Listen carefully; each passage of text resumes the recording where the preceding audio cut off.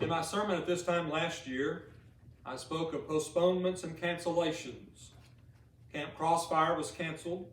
My 50-year high school class reunion was postponed. The Harding University lectureship was postponed. And our college homecoming was virtual. I observed 2020 has been a year of postponements and cancellations. Some would cancel the entire year if they could. I'm happy to say that this year, Camp Crossfire happened, the Harding University lectureship was held, and our college homecoming was in person. However, that 50th high school reunion was postponed once again. Now the class of 70 hopes to gather next year as most of us turn 70 years old. Well, the calendar says that winter begins on Tuesday. Today feels like winter. Tuesday will feel like early spring. Christmas Day will feel like late spring or early summer. We don't even want to go back to February this year. Despite the temperatures, as I do each year on the Sunday before winter officially begins, my sermon deals with the last recorded words of the Apostle Paul to Timothy. The meaning of the text is unchangeable. The illustrations vary from year to year. Read with me from 2 Timothy chapter 4, verses 9 through 21. Do your best to come to me quickly. For Demas, because he loved this world, has deserted me and gone to Thessalonica. Crescens has gone to Galatia, and Titus to Dalmatia. Only Luke is with me. Get Mark and bring him with you, because he is helpful to me in my ministry. I sent Tychicus to Ephesus. When you come, bring the cloak that I left with Carpus at Troas, and my scrolls, especially the parchments. Alexander the metal worker did me a great deal of harm. The Lord will repay him for what he has done. You too should be on your guard against him, because he strongly opposed our message. At my first defense, no one came to my support, but everyone deserted me. May it not be held against them, but the Lord stood at my side and gave me strength, so that through me the message might be fully proclaimed, and all the Gentiles might hear it. And I was delivered from the lion's mouth. The Lord will rescue me from every evil attack, and will bring me safely to his heavenly kingdom. To him be glory forever and ever. Amen. Greet Priscilla and Aquila, and the household of Onesiphorus. Erastus stayed in Corinth, and I left Trophimus sick in Miletus. Do your best to get here before winter. Eubulus greets you, and so do Pudens, Linus, Claudia, and all the brothers. The Lord be with your spirit. Grace be with you. Timothy was a young preacher working with the church at Ephesus, located on the west coast of Turkey. And the Apostle Paul was an aged man several hundred miles away in prison in Rome. Paul wrote a letter to Timothy and said, do your best to come to me quickly. And in verse 21 he said, do your best to get here before winter. The King James Version translates the last part of verse 21 with three simple words: come before winter. Paul hoped that Timothy would come to Rome and spend some time with him in prison. And his hope was that Timothy would do it before winter set in. And then in verse 13, Paul instructed Timothy to stop at Troas on the way to pick up his books, and stop at the house of Carpus and bring a cloak, an outer garment, which Paul had left there. It was probably still summer when Paul wrote this letter to Timothy, but winter would be coming soon. Roman prisons were not heated in winter. They were dungeons dug out under government buildings. And when the winter storms began to blow, Paul knew that he would be uncomfortably cold in the damp underground prison with just ordinary clothing. The coat Paul requested was a garment like a poncho, and so it could be used as a blanket also. And so he urged Timothy to come and bring the cloak and to come before winter. The reason that Paul urged Timothy to come before winter was that back in those days, when winter set in, navigation was virtually closed on the Mediterranean Sea. It was dangerous for ships to venture out to sea. We can get some concept of the danger by reading the account of Paul's shipwreck sometime earlier, as recorded in Acts chapter 27. Paul had been out on the Mediterranean just a few winters before and experienced a shipwreck. He knew what it was like to travel in winter. He knew that if Timothy waited until spring had come, he would have waited too long. He would have to wait till spring if he didn't come before winter. That would be too long. It might be too late. Paul sensed that the day of his execution was fast approaching. And so he wrote this letter to Timothy.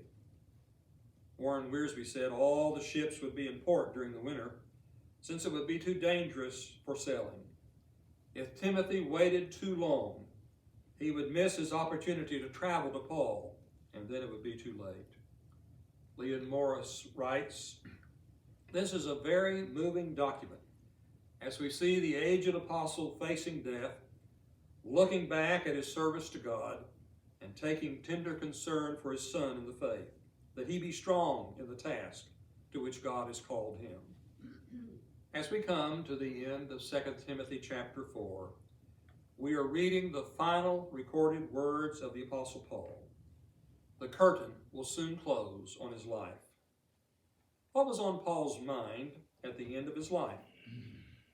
His last recorded words are mostly about people. Now, there were some personal considerations. Paul says that he's alone except for Luke. He mentions Demas, a friend who had left him in his time of need, choosing to love the world instead.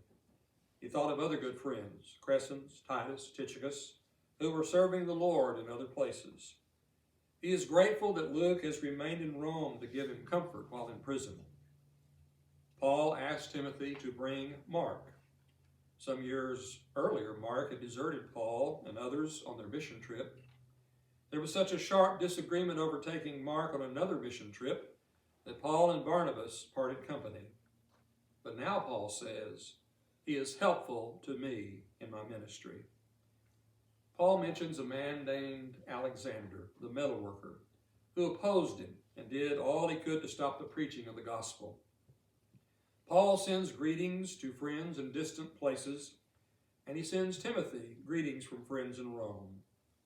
Paul gives thanks to God for standing by him in his trial when it seemed that all had forsaken him.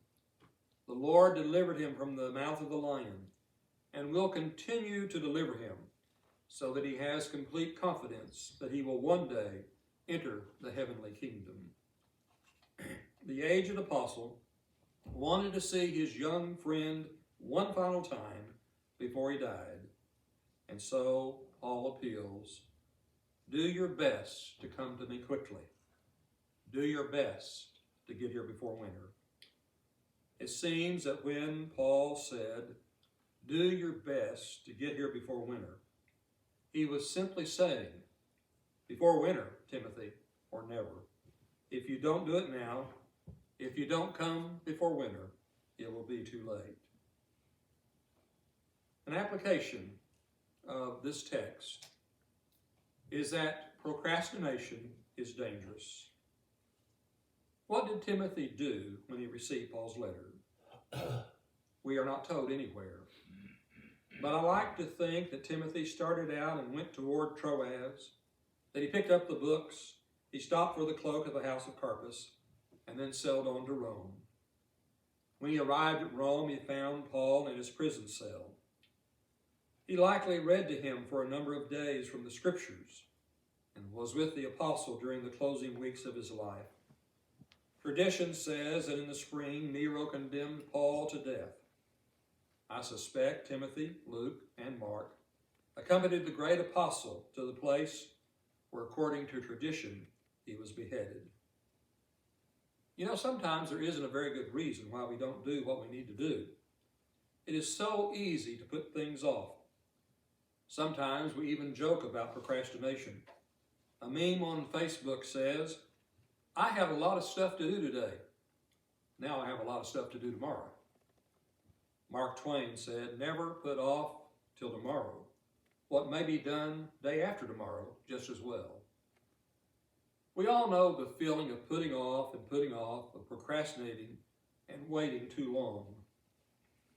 Paul says something against procrastination. There's something that needs to be done, Timothy, and you need to do it now.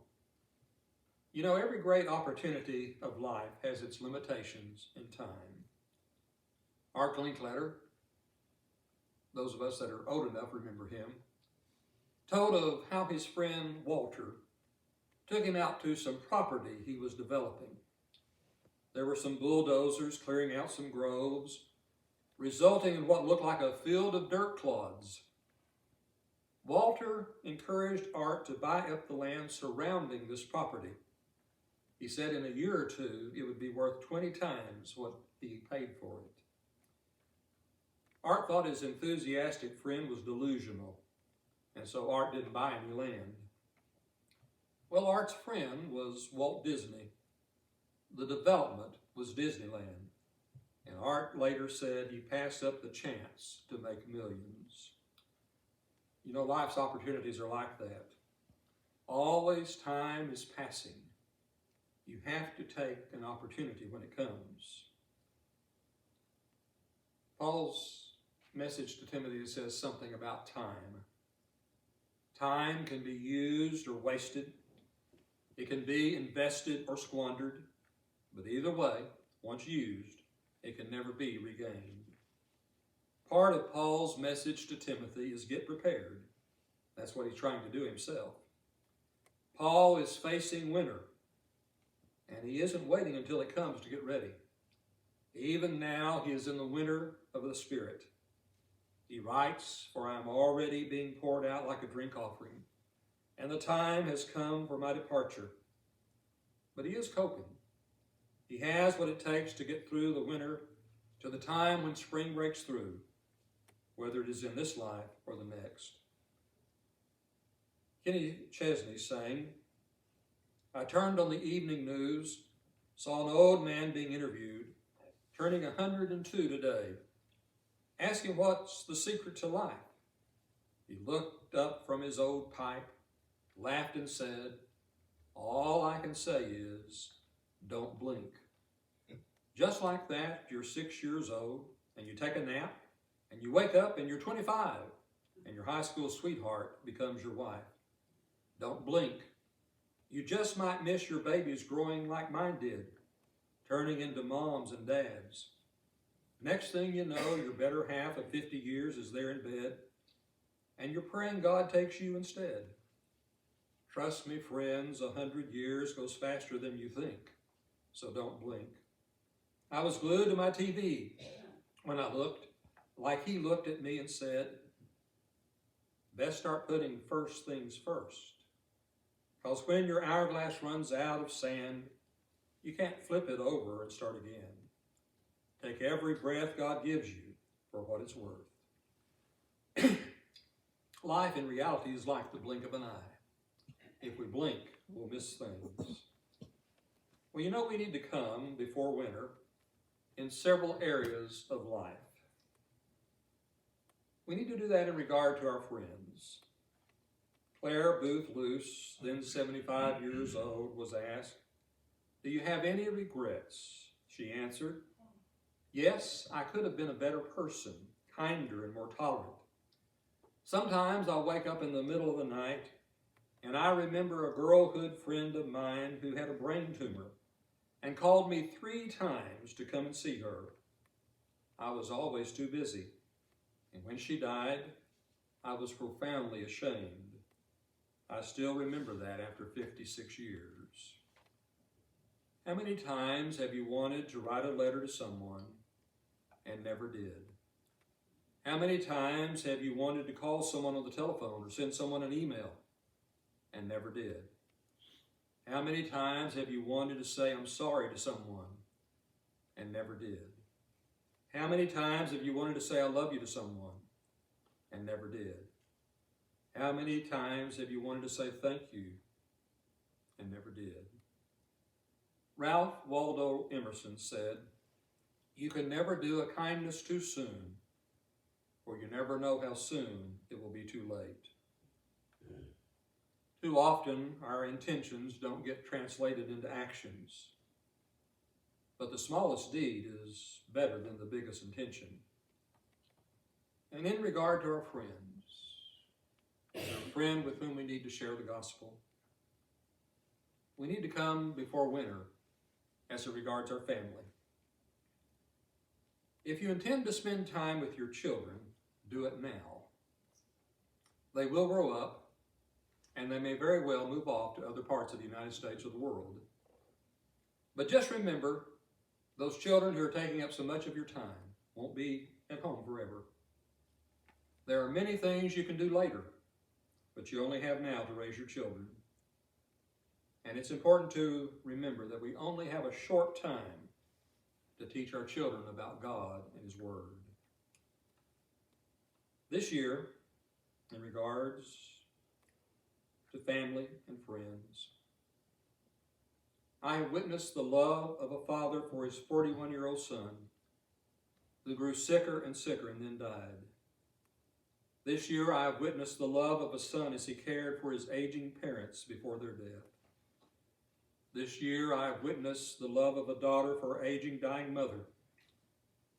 This year, I have witnessed the love of a husband as he cared for his wife of over 72 years as her body failed and she took her last breath.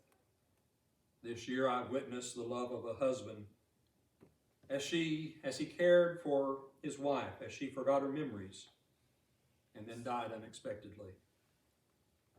How often do we take time for someone after they no longer need us? How often do we keep within us the deepest feelings of life and fail to share them? Do you need to say, "I love you" to someone? If so, do it now. We need to come before winter as regards the elderly. In September, Debbie and I made the long trip to San Benito, Texas, so that I could officiate at my Aunt Shirley's funeral. For the last several years, Shirley lived with my cousin Sharon, who lives just down the road in Bryan College Station. I remarked at her funeral, because of busy schedules and then COVID, it had been a good while since our last visit with Shirley. And then I said, each December, I preach a sermon on the danger of procrastination. Not visiting Shirley soon enough will be a part of that sermon this year. A few days after our return from South Texas, Debbie and I traveled to Arkansas to attend the Harding University lectureship. That was one of those trips that started small and just grew. We included some extra time so we could see some sights, and also so that I could visit with my Arkansas relatives. We visited with my Aunt Retha. The last time we saw her was in 2015, when she turned 90 years old. Next month will be her 97th birthday. Her winter is coming soon. It was important to take time to visit with her now. Almost every week this year, Debbie and I have traveled to see her parents. As this year progressed, we saw Debbie's mother grow weaker and weaker. Just a few days after a visit with her, Debbie's dad called to say she was gone. Her winter had come. We continue to make almost weekly trips to see Debbie's dad. We know his winter is coming soon. Give attention to the elderly now. Their winter is coming soon. We also need to think about coming before winter in our relationship with Jesus. Jesus calls into himself and calls us to come quickly. Perhaps you've seen the painting by Holman Hunt, The Light of the World. In that painting, we see Jesus, lantern in hand, knocking at the door. It appears to be a heavy door, unyielding, massive. We notice there is no handle on the outside of the door. The door can only be opened from within. Jesus stands there, patiently knocking, waiting for someone to hear, for someone, anyone to open the door, ready to light the way out into the world. Dwight L. Moody, the famous evangelist of an earlier day, returned from a meeting and reported to the family hosting him that he'd had 2.5 conversions. "I suppose you mean 2 adults and 1 child," the host said. "Why, no. I mean 2 children and 1 adult. You see, children can give their whole lives. The adult only has half a life to live, to give. You know, today is the day of salvation. Tomorrow may never come. The Bible always says today, not tomorrow, in regards to salvation. We must come to Christ while we have the opportunity and while we have the desire. We should take Martin Luther's advice to live every day with the day of our death placarded before our eyes. 2 Corinthians chapter 6, verse 2 says, "I tell you, now is the time of God's favor. Now is the day of salvation." This year, I have attended at least 9 funerals. I've taken part in 7 of them. The oldest of the deceased was 94 years old, Aunt Shirley. The youngest was 41 years old, my friend and fellow minister. Some things in life need to be done now. Otherwise, it may be too late to do them. Others may die. We may die.